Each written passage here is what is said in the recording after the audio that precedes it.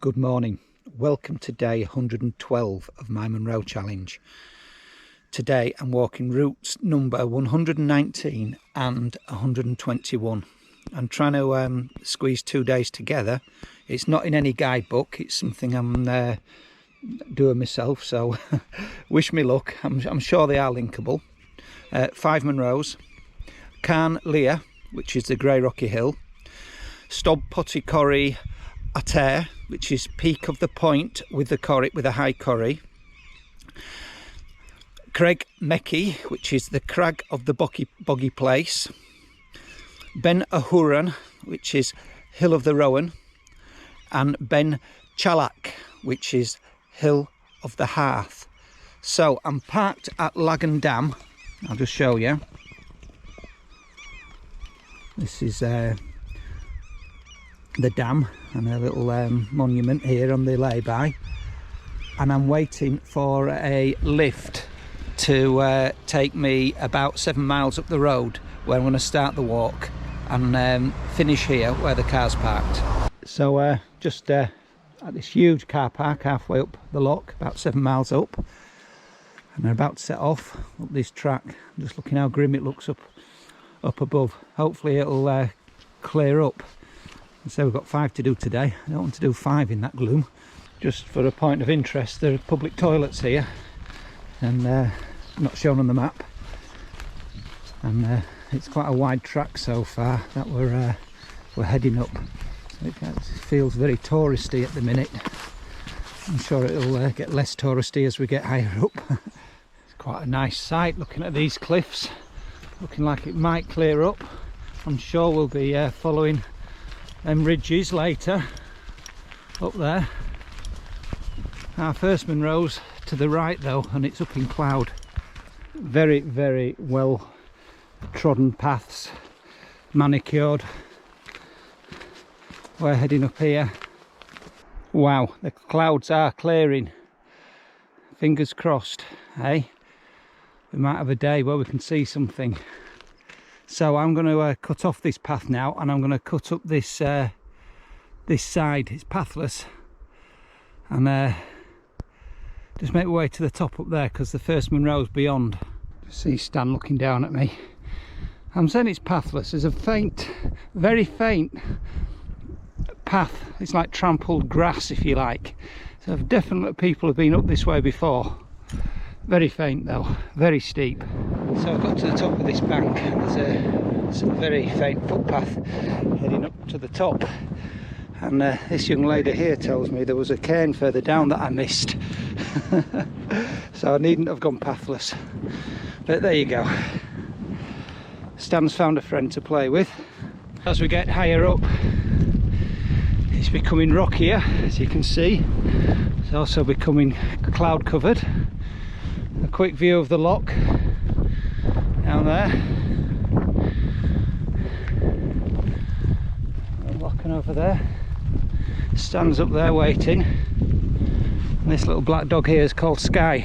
So here we are, Creag Meagaidh. Unfortunately, nothing to show you other than cloud and wind. So careful navigation required coming off of there, because it's pretty featureless in the cloud. I'm going to follow this grassy ridge top. So as you look back, you can just make out the summit cairn way over there as the clouds have cleared. I've just picked up this faint track along this grass top. There's 2 other walkers ahead now. We'll be skirting all these tops today.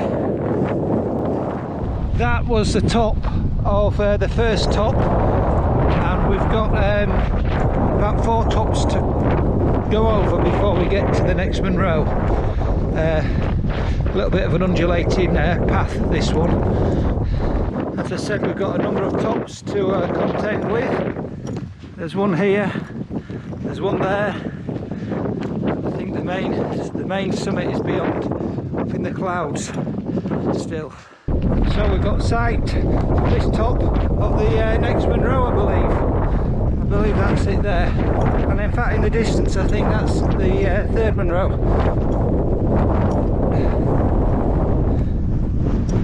So the clouds have lifted momentarily.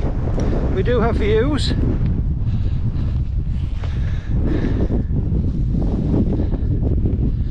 Awesome. So starting the ascent of Stob Poite Coire Ardair. It's a mouthful, isn't it? Wow, here we are, Stob Poite Coire Ardair.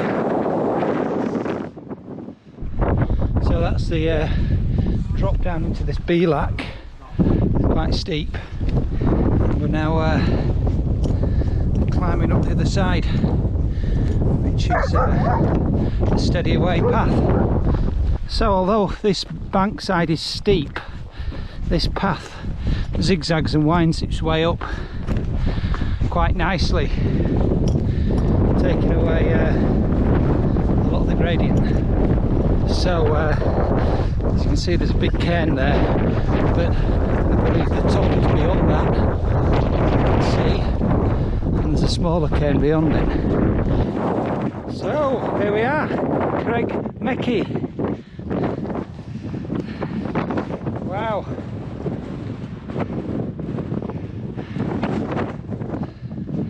So this next bit I'm making up. So the plan is to follow this top, this grassy top,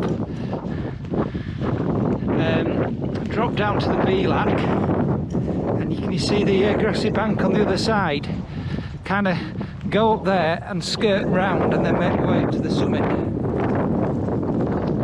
So it all looks very good on a map, let's say. There we go, we've got a nice line of fence posts to follow. So we're going to follow these all the way down to the Bealac, I think. So the fence posts have disappeared. We're just making our way to the Bealac, and we'll go straight over the other side. Like I say, this wasn't on in a guidebook. It's something I've decided to do because I think the forecast was quite good today and the rest of the week is appalling, so I thought I'd try and get as many in as I could. Wow, so we're at the bottom of the Bealac looking up to the next top, and it looks an awful long way away. Oh dear. Right, so we're going to cut up this grass bank and then skirt round to the summit. That's the plan. So I picked up this very faint, it's like a sheep trod, which has been fantastic. Summits are over there. You might just be able to make out the trod that I've been on. There we came down. That's the ridge we were on earlier. So it's quite a nice gradient actually. You make your height quite quickly, but there's nothing technical at all.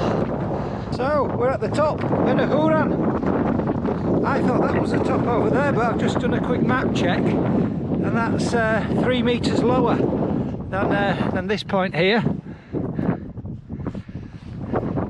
I feel like it's so close, I'm going to have to bag it anyway, just to make sure. So we're retracing our steps back up to that cairn, then we're going to make our way round to the last Munro. So we're cutting across this grass bank, pathless, and we're going to eventually drop down to the Bealac. Yeah, I'm just looking back up. It's been a case of picking the best line you can really.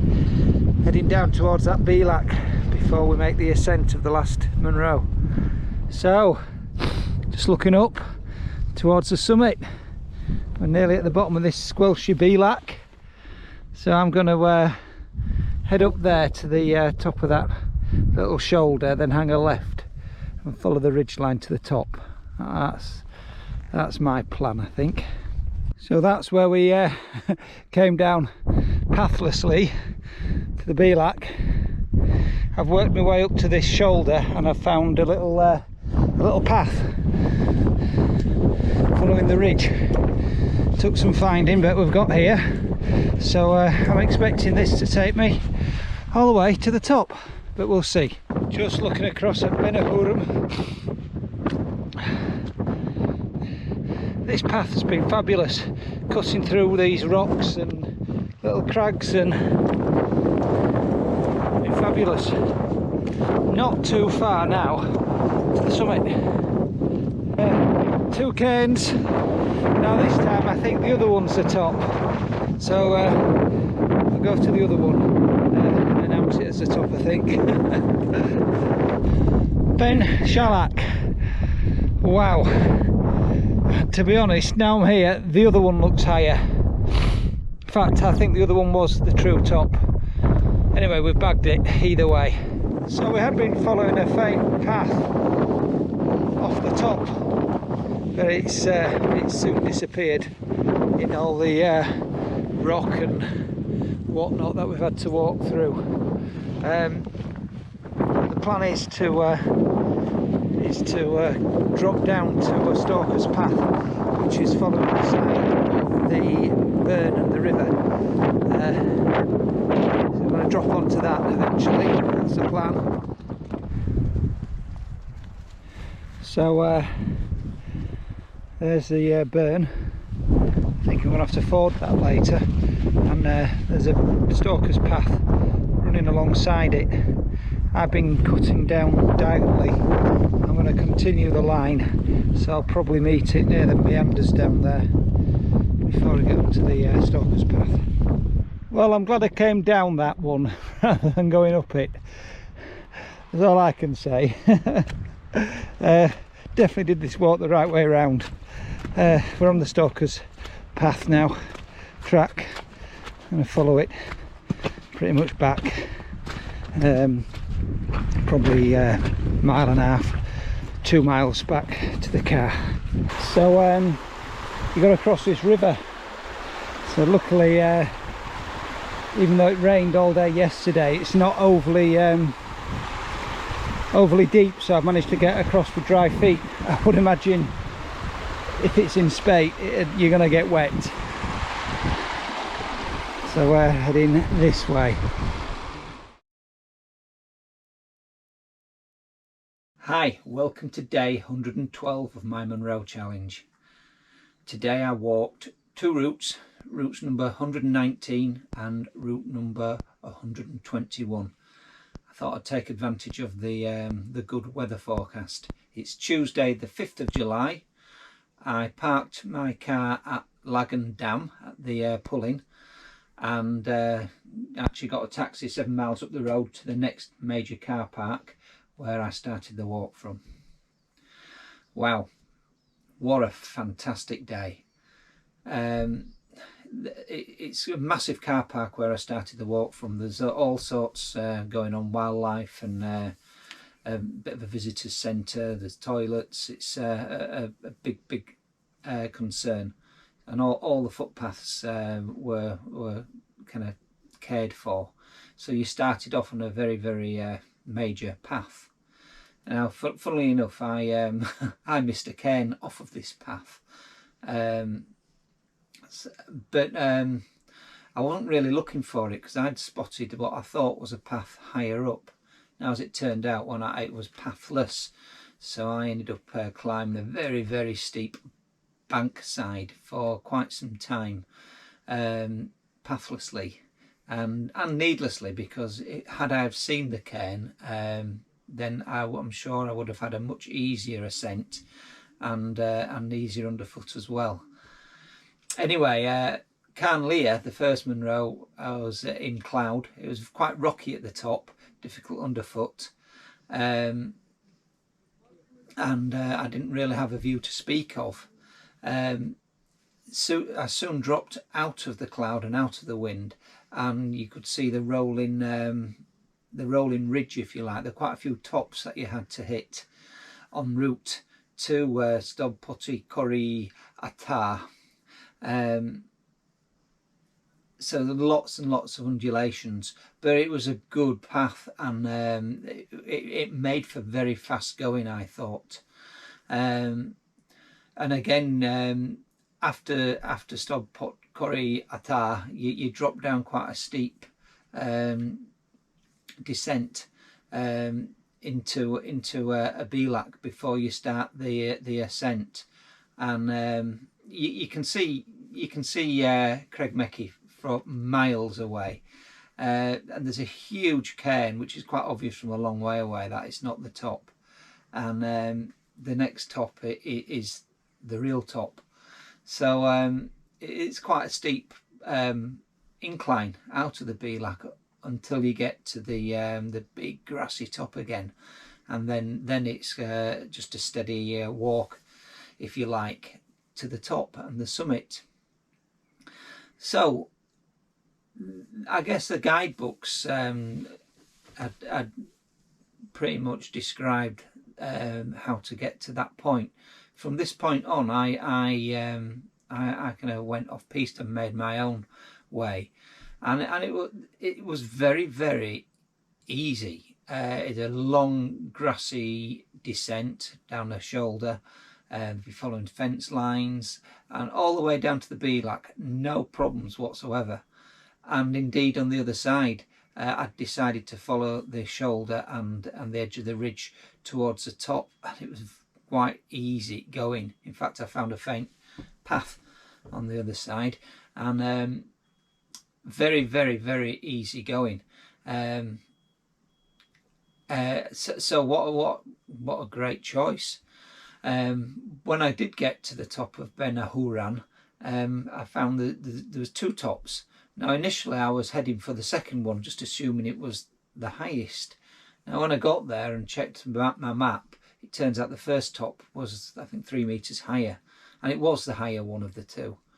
Anyway, after that you retrace your steps, and then you're back on a guided route that's in a guidebook, and I have to say it was probably the hardest part of the day, the descent and the incline up to Ben Chalak. It was a very, very difficult descent. It was boggy, it was pathless, it was rocky. It seemed to take an age to get down to the bielak, and it was very, very boggy down there. And again, you start the ascent, it was pathless until you got to the ridge line, and then you picked up a very, very, very good path which meandered all the way to the top through the various crags and rocks and ups and downs. Very, very good path. So you're at the top of Ben Chalak, which is the second lowest Munro. Did you know that? There you go. And then you're left with another pathless descent. Again, it just seemed to take an age. It was difficult. I was going diagonally. It was boggy in places. It was quite a tough descent. And I remember thinking at the time, I'm so glad I did the walk this way around, because the two long pathless descents would have otherwise been two very, very long pathless ascents, and I think it would have been a very difficult day the other way around. As it transpires, despite being 19.5 miles and 5,761 feet, I actually did it in 9.5 hours, and I found it very comfortable, actually. The other way around I would have thought would have been a challenge. and just remember there is a river to cross, so if rivers are in spate you may be stranded.